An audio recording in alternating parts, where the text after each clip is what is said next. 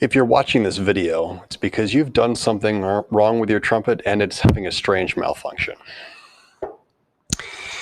So you told me that your first valve was loose.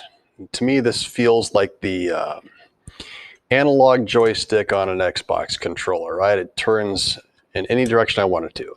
Now, the reason this happened is you, whether you know it or not, loosened the top of this by turning it lefty-loosey. Please don't do this, because when it does it, the inside of the valve falls apart. If you feel like you have to twist things, always make sure you're twisting them righty-tighty. Now, the only way to fix this is to take the whole thing apart. Take the whole valve apart, not the whole trumpet. So if I loosen this ring down here, here's the part that you just unscrewed, it comes off. The spring is going to come out too. Now to get the rest of the valve out, I'm going to need to turn the trumpet upside down. And here's the rest of the valve. There's also a little plastic guide in here that goes upside down.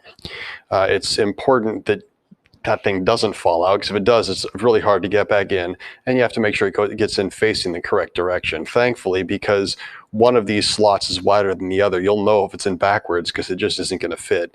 The inside of this, the top of this is concave, so you want to make sure that the concave part is facing up, not the convex part. To put it back together, take the spring, put it in there, take the valve top. You're going to screw it on. You got to make sure it goes in straight or it's going to cross thread. There, screwed back together. Now I need to put it back in the trumpet.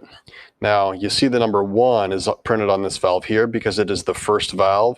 When I put it back in my trumpet, I have to make sure that number 1 is pointing towards the mouthpiece end of my trumpet. So here's the mouthpiece end. The number 1 is pointing towards the mouthpiece.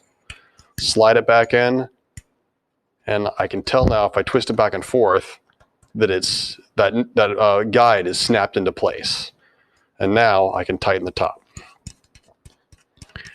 And remember, don't ever turn these lefty-loosey. If you feel like checking them, just give them a little twist righty-tighty to make sure that they're still snug, and then leave them be.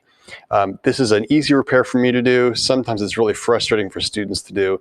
If you can't get it yourself, contact me. There's times when I'll be available in Mountain View to help you put things together. But in the meantime, your trumpet's going to be out of commission if it gets all jiggly like that. Thanks for watching. Thanks for stopping by.